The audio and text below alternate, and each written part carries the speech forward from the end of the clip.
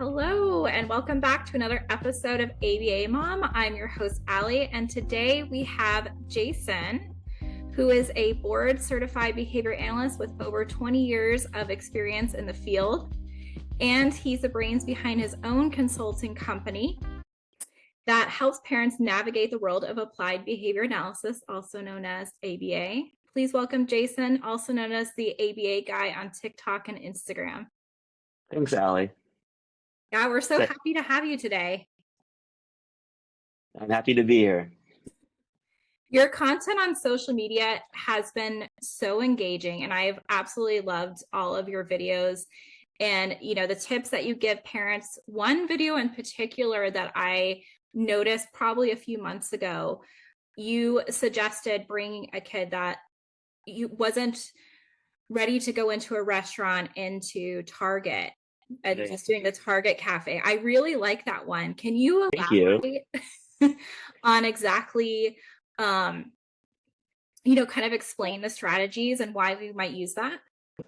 Yeah, I remember it's probably 15 years ago, and I was working with a client, and he was doing so well in the home, and just reaching all his goals. And his mom really just wanted to be able to take him shopping. And little man, with all the skills that he had, it was still such a struggle. Every time she would literally walk in the store, in the first few steps, he would drop to the ground and just cry and scream. And so that was everywhere. That was and the family just wanted sometimes just to go out and eat. And that was those things that a lot of us take for granted sometimes. Those families who are affected by autism and related disorders, that's not something that they can sometimes do. And so I kept figuring, Absolutely. The first few times we would go to like McDonald's and things. But that costs money. And a lot of the clients I worked with, they just didn't have that. They would never complain about it ever. But just seeing that, it's like, oh man, this family is struggling. I can't just have them always go out to somewhere that costs money. Right. And, we went out to a restaurant or two where we just explained it and they were very nice and just let us have water. But, I was out shopping one day and I was at a Target and I just looked over and I was like, you know what? We could practice here. Because they literally had Such a great idea.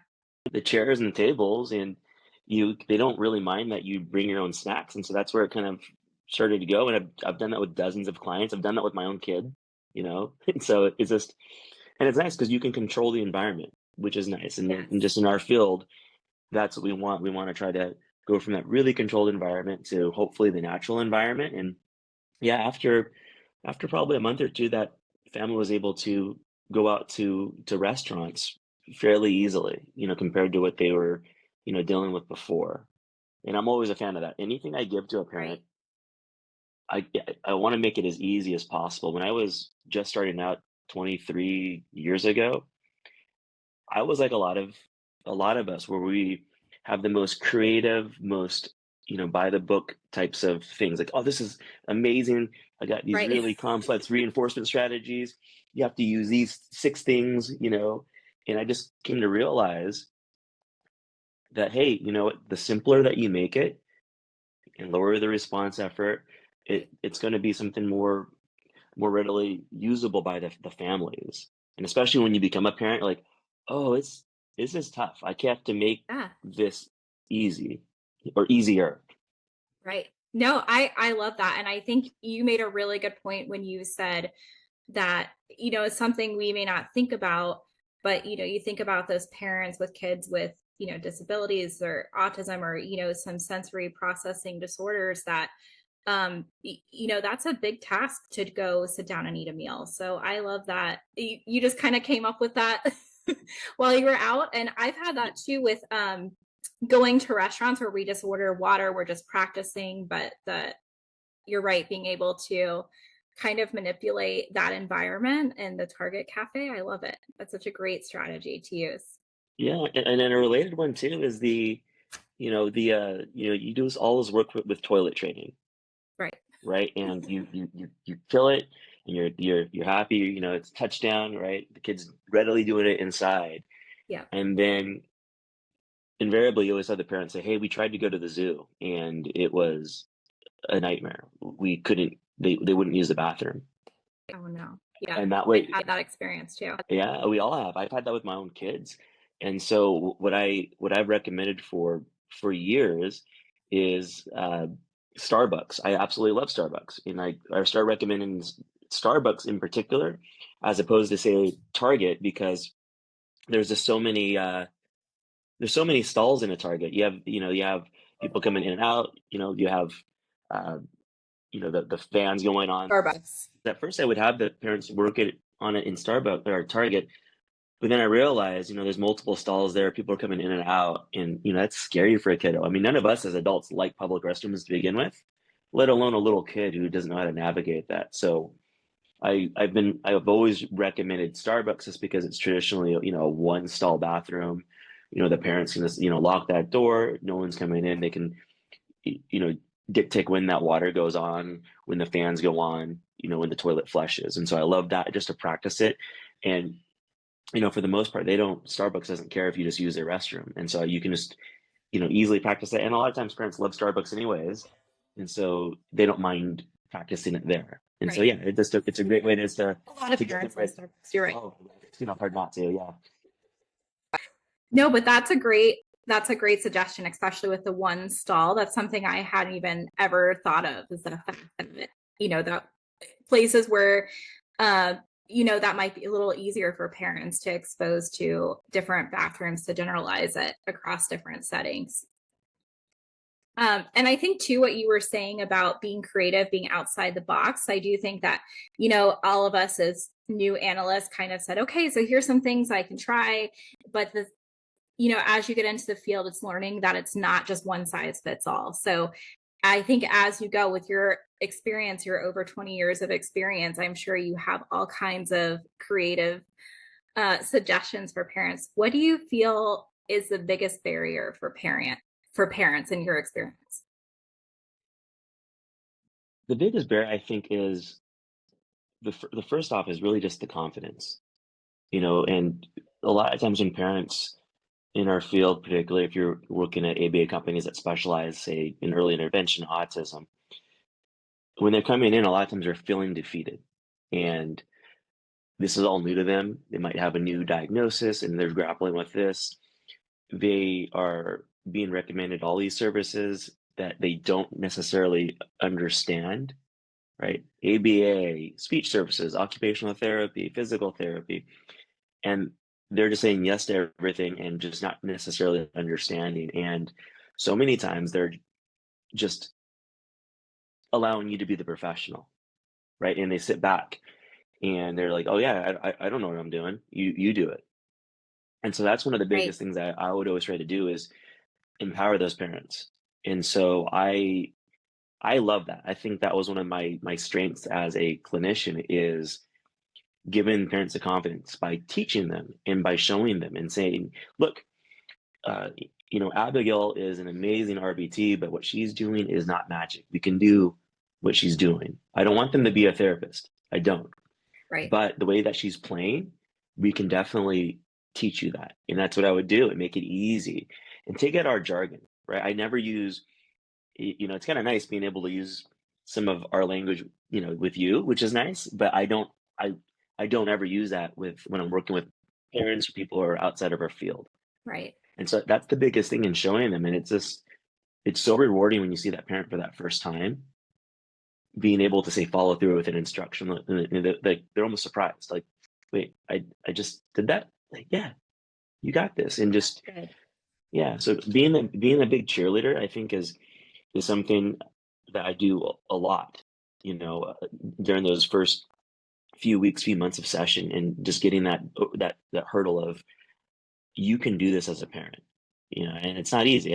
I'm assuming that you're a mom just based from Right. your handle, right? How many kids do you have? So we're a blended family. There's 5 total. Very So cool. yeah, Uh, all different ages. what's the youngest and oldest? The youngest, he is, now I have to think about, he's just turned 2 months. And then the oldest is 16. Oh, very cool. So yeah, so quite a age gap, That's cool though. Honestly, but all different developmental, yeah, they're all developing at different levels. So I mean, it's kind of cool to get that experience too. I would always tell people, and I still tell people, you don't have to have kids to be a really good clinician. You don't. You can be an excellent clinician, I you agree know, with that. uh, especially with experience. But it definitely gives you a different layer.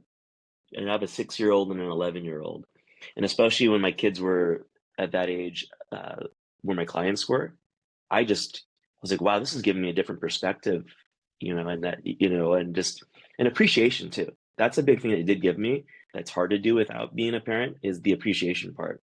So for instance, I would have, we at my old company, we loved parent training. That was like a big thing. And so dad would come home, at 4:30, and the therapist was immediately saying, hey, Mr. Smith, really quick, can you run these lessons? Before even getting his shoes off, before, right?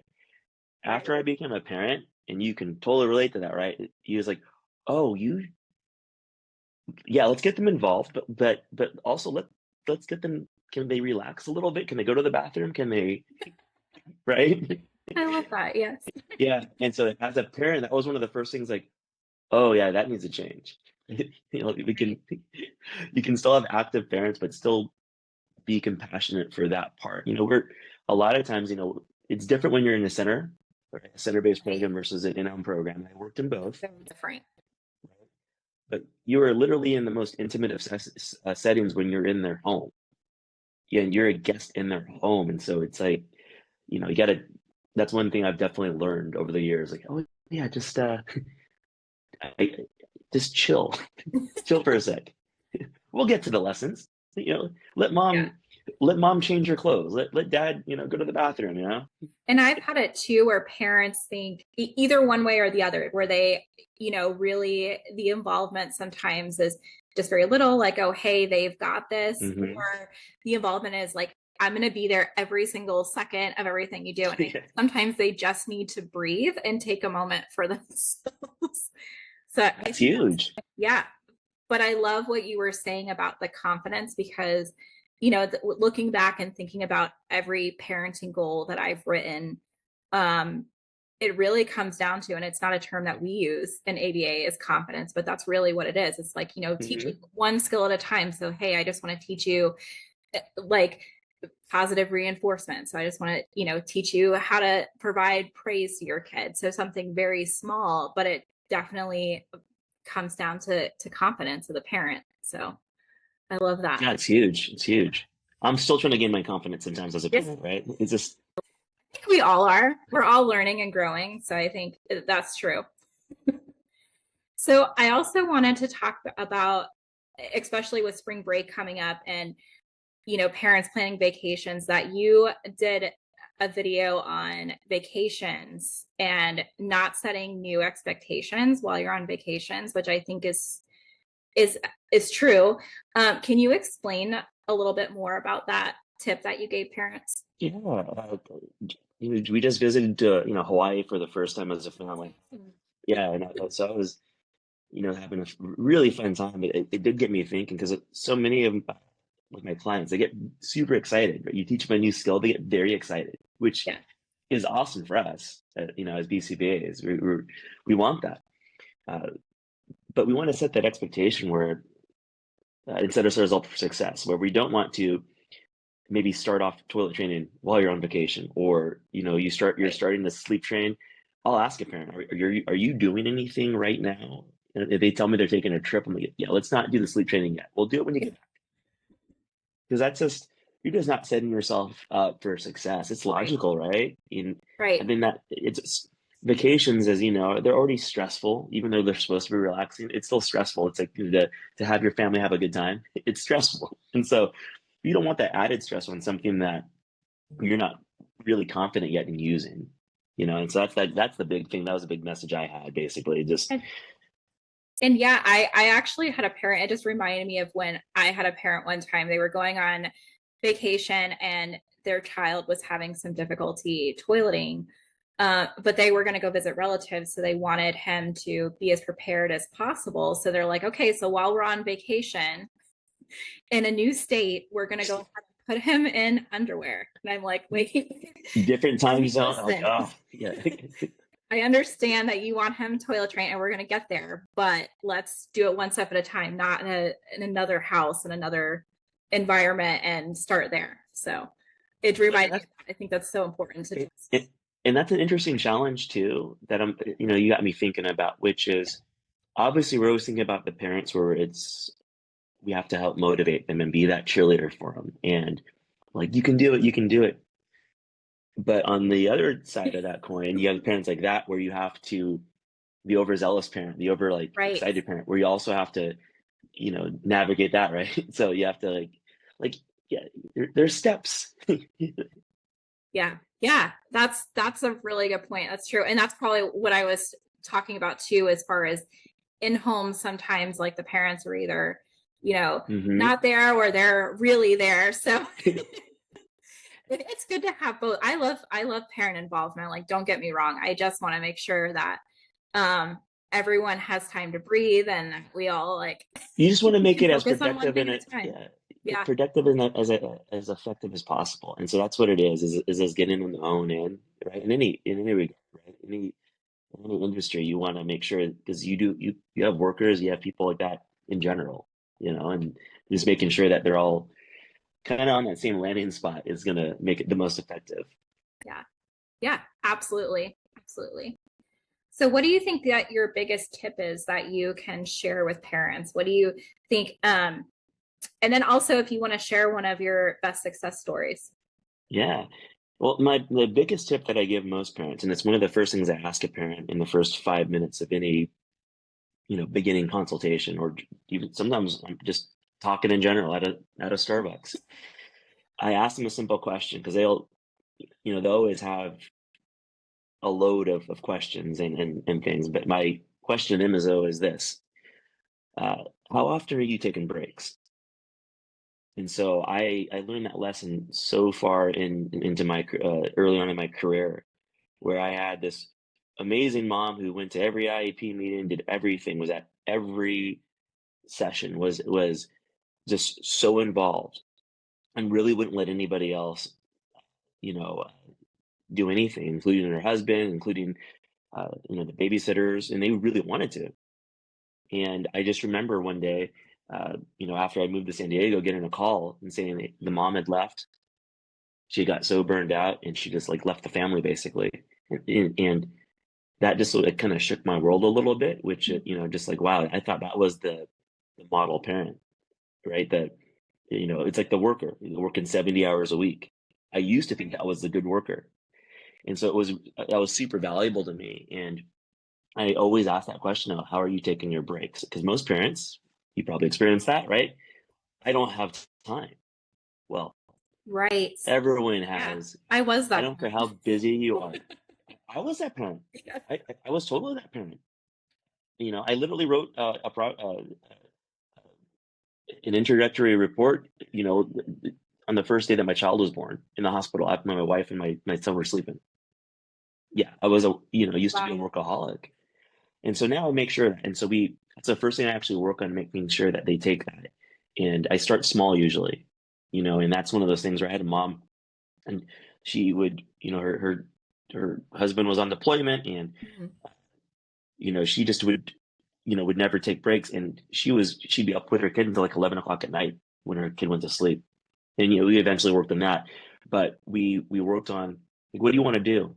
What would you like to do? And she's like, well, I would just love to read. I don't get to read anymore. And so we started out super easy. I set an easy goal, like 10 minutes a day, let her on the iPad, go read. And it was cool. After 2 weeks, she actually said, you know what? I loved it so much. I do an hour now and just let her, I let her do Nice. that. And that's huge for her, because, so I love that. That's one of those things. So it's definitely my biggest tip is make sure you get that because you have 5 kids. You can definitely feel when you don't take your breaks. And I have people who are, working the big corporate jobs. And so I always tell them, I was like, cool, start to put it in the Google Calendar. You actually treat it like it is a meeting. A meeting. And You starting take at to 15 yourself. minutes. Yeah. Love Make it. it reoccurring every day. Because everyone has 15 minutes. No matter how busy you are, you got 15. Yeah. So, You're so go ahead.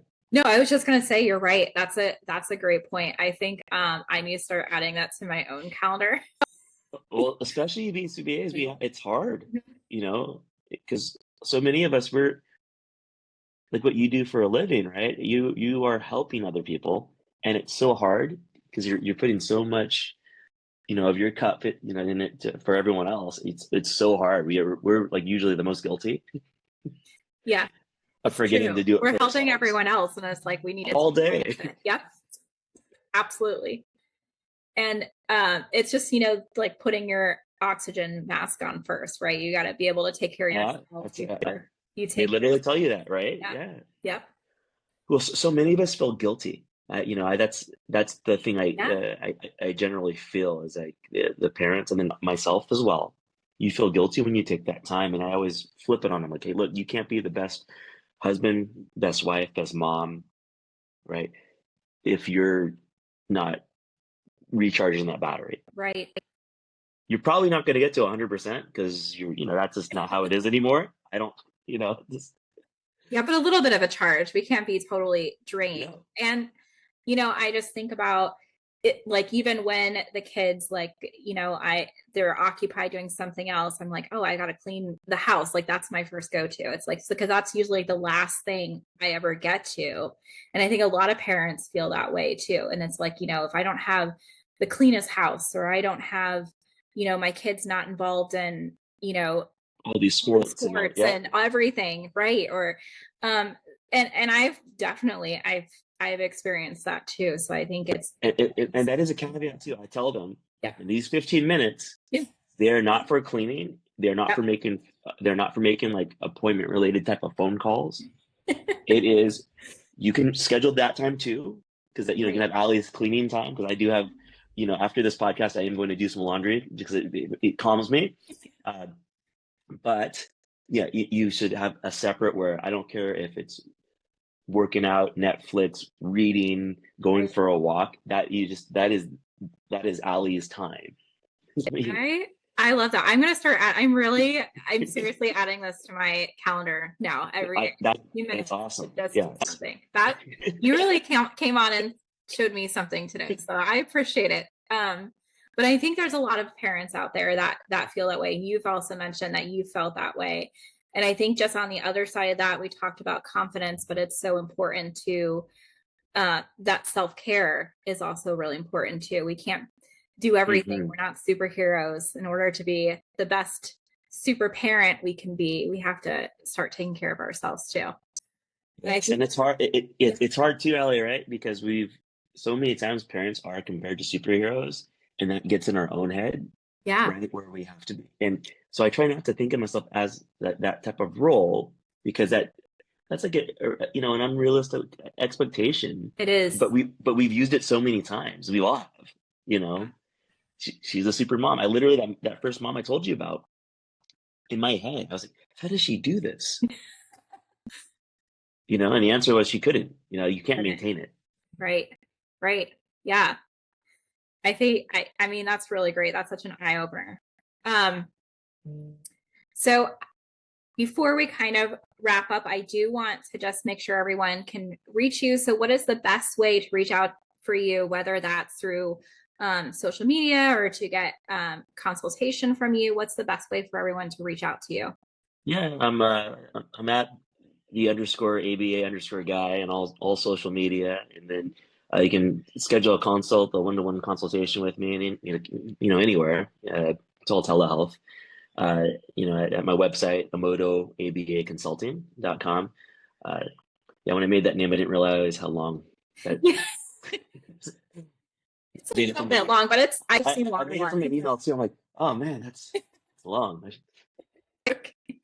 There's longer ones. That's all right. You're doing fine. So, and as always, if you guys have any questions and want to cover some questions during a future episode, feel free to reach out at ABA Mom through social media, ABA Mom Podcast. Engaging with each other, sharing experience can be incredibly helpful. So, thank you for your time today.